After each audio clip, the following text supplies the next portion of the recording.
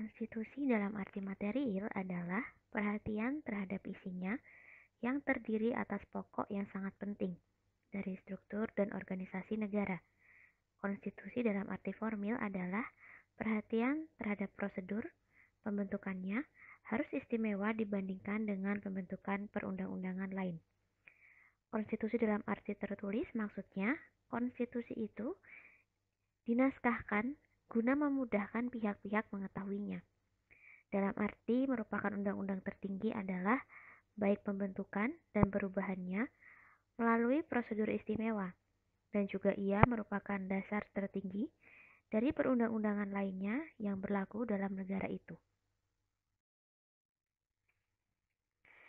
Yang dimaksud dengan teori adalah dasar memberikan pertanggungjawaban secara ilmiah, karena yang dibicarakan dalam teori konstitusi bukanlah suatu serta-merta yang dapat dipraktekkan. Bukanlah mengenai nilai-nilai praktis, melainkan mengenai nilai-nilai teoritis. Teori umumnya penting bagi juris Althusser yang perlu mengetahui upaya teoritis, jadi bukan mengenai ruang lingkup dan isi. Juris Althusser dalam melihat hukum, seperti halnya ahli ilmu alam melihat gejala-gejala alam dalam laboratorium. Bagi juris Althusser, di luar undang-undang masih ada sumber hukum lainnya.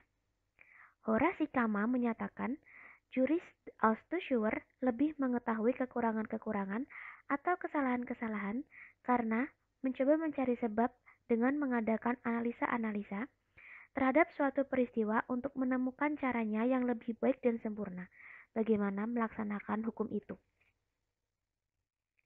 Beberapa sarjana memandang suatu ilmu pengetahuan yang berdiri sendiri, di antaranya Leon de Guit dan Hariot, kemudian disusul oleh Carl Schmitt, Rudolf Mann, dan juga dilanjutkan oleh Strong dan Howgood yang menggunakan metode yang bersifat perbandingan sejarah. Strong melihat negara dalam segi strukturnya, jadi mengenai bangunan-bangunan negara. Sedangkan Howgood melihat negara dari segi keseluruhannya, sehingga negara itu sebagai keseluruhan. Sebagai cabang ilmu pengetahuan yang masih muda, maka sudah sewajarnya kita mengetahui lebih dulu dari mana mula-mula orang-orang menyelidiki teori konstitusi. Sampai masa keempat Republik Prancis pada tahun 1946, hal tersebut tidak mengherankan karena Prancis saat itu sudah mengenal 12 macam konstitusi. Konstitusi Prancis yang pertama adalah bersandarkan pada paham John Locke dan Montesquieu. Kemudian, pada tahun 1792, bentuk konstitusional monarki berubah menjadi republik demokrasi. Yang dijadikan pedoman pun berubah, tidak lagi John Locke ataupun Montesquieu, tetapi paham Rousseau. Yang sovereign pada waktu itu adalah Maximilien Robespierre, seorang revolusionalis dan pengacara yang memperoleh pendidikan pada Louis de Grand College of Law di Prancis. Dia merupakan pengagum dari J.J. Rousseau sendiri. Pada waktu kejatuhan monarki pada tahun 1792 bulan Agustus, Robespierre yang menjadi golongan Jacobin itu terpilih menjadi the first deputy for Paris to the National Convention yang mendesak untuk mengeksekusi Louis XVI. Tragisnya, pada 28 Juli 1794, ia sendiri bersama 21 pengikut terdekatnya mati di bawah guillotine. Golongan Girondin dan Royalisten kemudian berkuasa kembali, walaupun tidak sampai membalikan monarki, tetapi konstitusi yang telah disusun secara demokratis oleh golongan Jacobin tersebut tidak diperlakukan.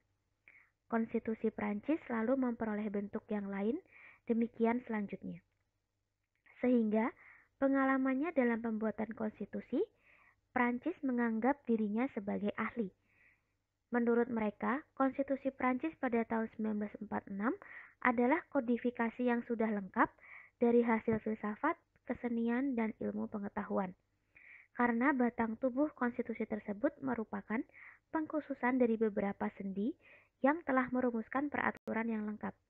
Mereka semua berpendapat bahwa peraturan pada dasarnya dapat dikembalikan kepada beberapa sendi saja. merupakan hasil kesenian karena kata-kata yang digunakan sangat sederhana, sehingga dapat menggambarkan dengan jelas apa yang dimaksud.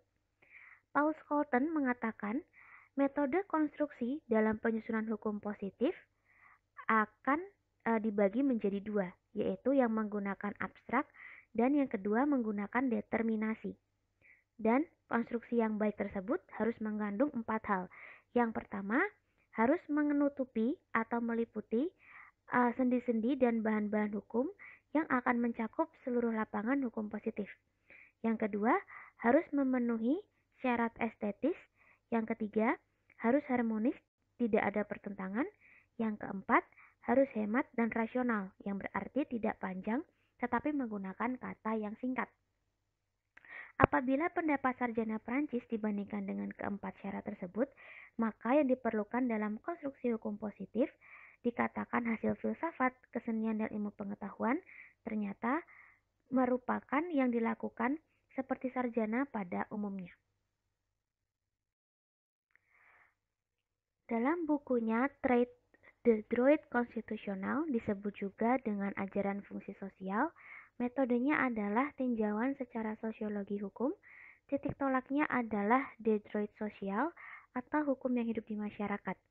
Sebagai sosiolog, De Guit bersikap realistis. Ia memandang hukum bukanlah norma, tetapi peristiwa. Jadi, yang sungguh-sungguh timbul dan tumbuh dalam masyarakat. Hukum dihubungkannya dengan kesetiakawanan, yakni ikatan sosial. Karena menurut De Guit, hukum adalah penjelmaan dari social solidarity. Dari perkataan solidarity itu sendiri mengandung makna yang pertama, gotong royong, dan yang kedua adalah tolong menolong. Yang dimaksud De Guit sebagai sociale solidarity adalah hubungan fungsi antara anggota-anggota masyarakat. Hukum merupakan ciptaan psikologis dari masyarakat yang ditentukan oleh kebutuhan material, intelektual, dan moral. Karena kepercayaan pada panca indera, maka dengan demikian pandangan De Guit menjadi dogmatis dan sensualistis.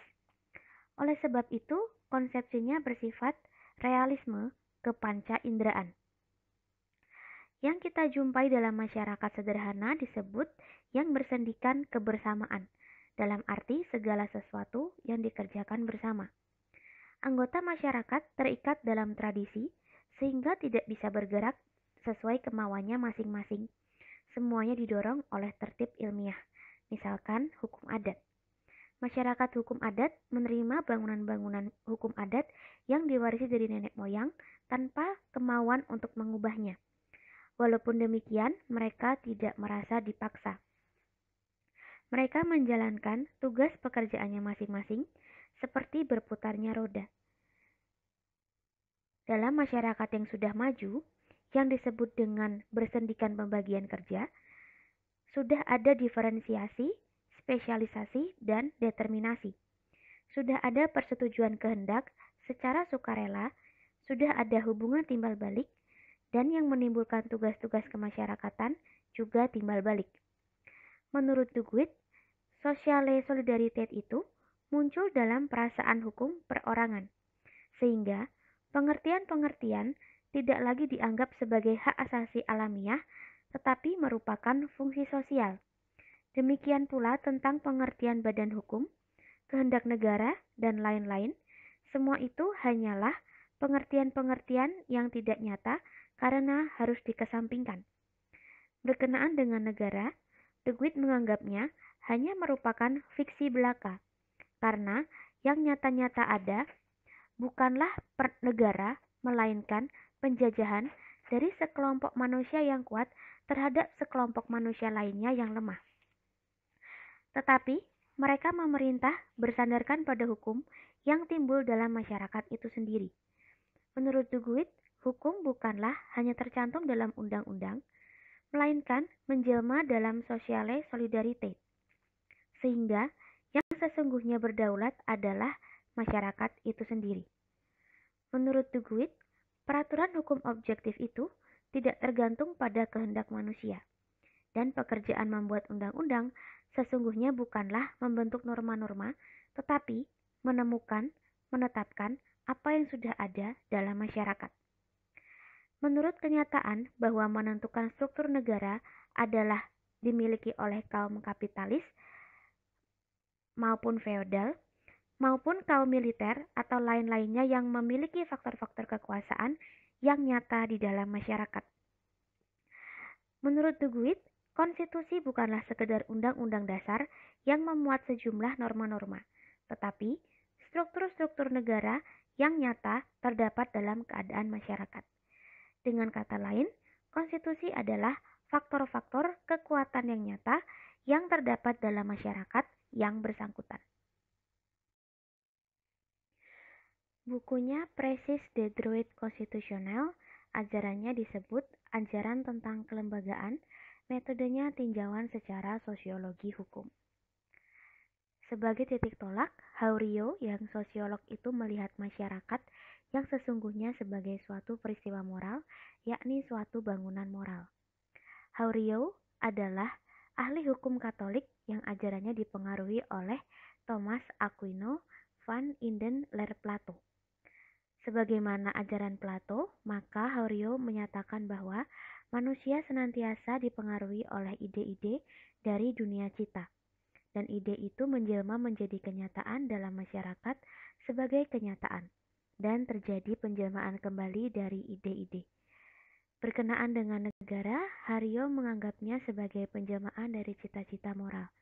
Dengan kata lain, bahwa negara adalah suatu hal atau fate yang di dalamnya terdapat cita-cita atau iden. Dari baik masyarakat maupun negara adalah bangunan moral yang mengandung unsur-unsur normatif karena dalam kejadiannya telah menjadi penjelmaan kembali dari ide-ide. Pandangan Haurio mengenai hukum adalah realistis, sebab ia melihat seperti Duguid yang mendasari pendapatnya adalah ide. Oleh karena itu, konsepsinya bersifat idealis realisme. Menurut Haurio, yang penting dalam kenyataan masyarakat adalah bukan norma hukumnya, melainkan lembaga-lembaganya, baik secara hukum maupun negara. Negara merupakan lembaga, demikian pula konstitusi. Itulah sebabnya Haurio menyebut ajarannya institusionalisme, karena suatu kelompok manusia yang berkelompok mengelilingi ide. Ide dari dunia cita itu nyata dan menjelma di tengah-tengah kelompok manusia. Di dalam diri manusia ada hukum dan norma yang menjadi satu, sedangkan kelompok manusia yang terorganisir sebagaimana ide-ide merupakan pusatnya, tidak lain daripada institut atau lembaga atau bangunan. Di dalam institut terjadi perubahan kejadian atau fate menjadi hukum. Dalam hal tersebut tidak terjadi secara langsung, tetapi harus mendapatkan elit atau the ruling class yang mendapatkan ide tersebut kemudian merumuskannya untuk selanjutnya dan menyebarluaskannya kepada massa. Menurut Haurio, institut mengandung 3 unsur pokok. Yang pertama ide atau cita-cita yang menjelma dalam masyarakat. Yang kedua elit yang lebih dulu menyerap atau menerima ide untuk selanjutnya merumuskan dan menyebarkan ide tersebut kepada masyarakat. Dan milieu yang masyarakat harus sudah matang untuk menerima ide tersebut. Sedangkan tujuan dari konstitusi adalah ketertiban masyarakat, kekuasaan yang mempertahankan orde dan kebebasan secara pribadi dan manusia. Pengertian sosiologis politis adalah konstitusi yang sintetisnya faktor-faktor kekuatan yang nyata dalam masyarakat.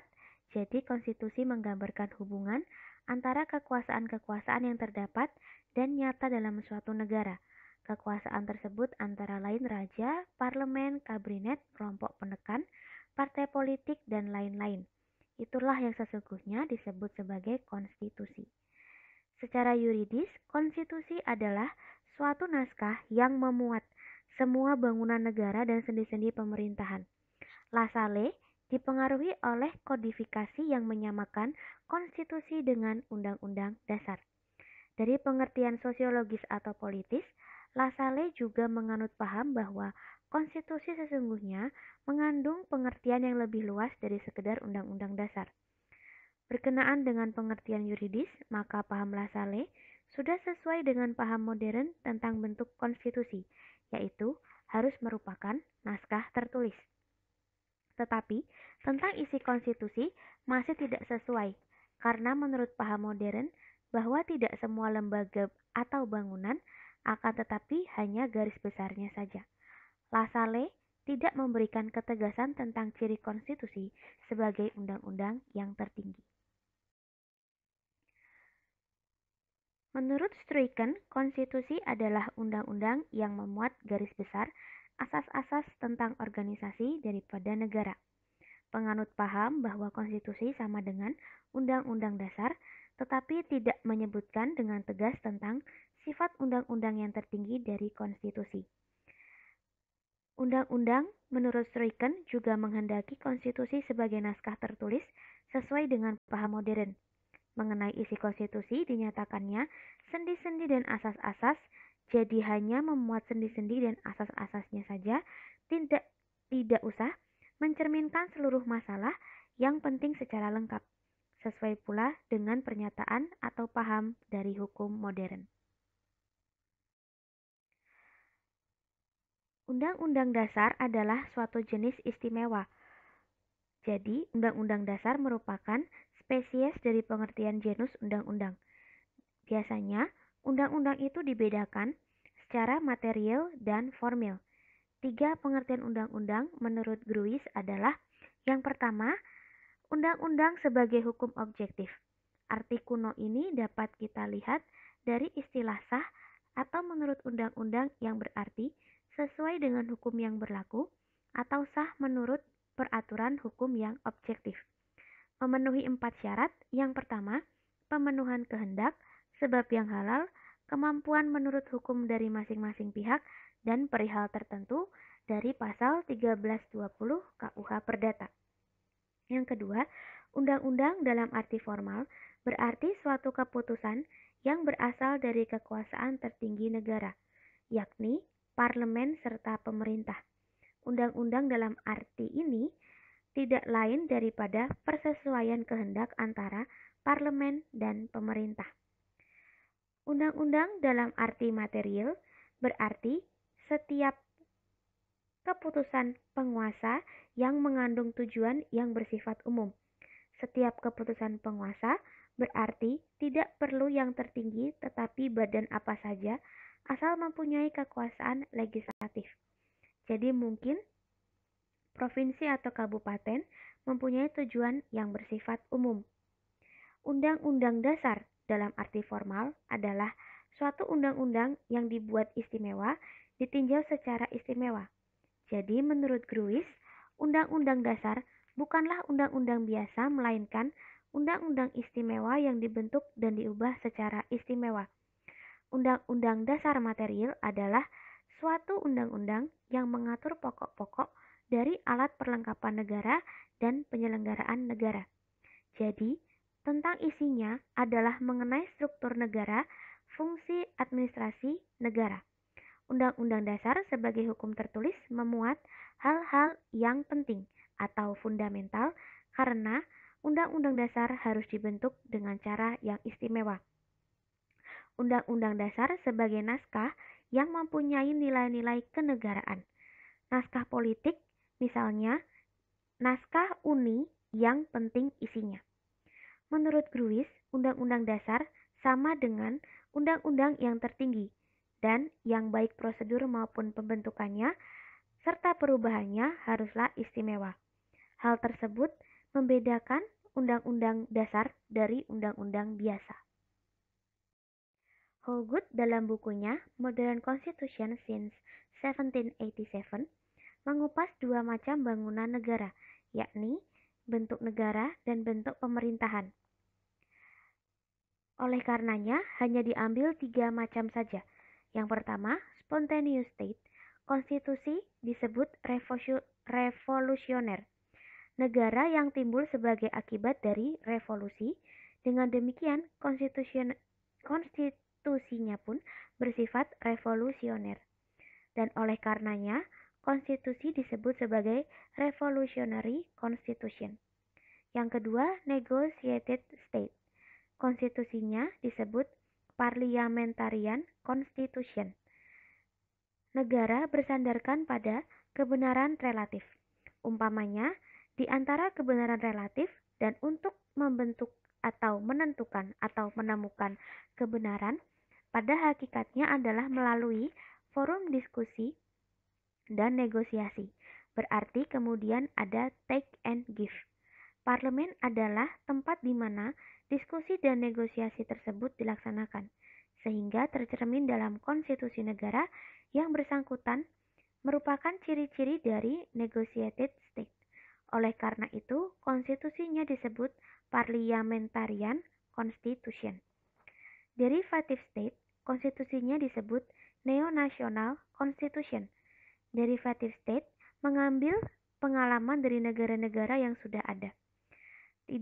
Ini hanya meniru, tidak ada buah pikiran yang asli. Bentuk negaranya menurun dari negara-negara barat. Keadaan yang demikian disebut neo-nasional. Maksudnya, berdasarkan pada kolonialisme, yakni nasionalisme yang timbul karena penjajahan dan akulturasi proses, sehingga konstitusinya disebut neo-national constitution. Hogut memperbandingkan bentuk negara, bentuk pemerintahan, maupun konstitusi dari berbagai negara. Maka, metodenya disebut komparatif sejarah.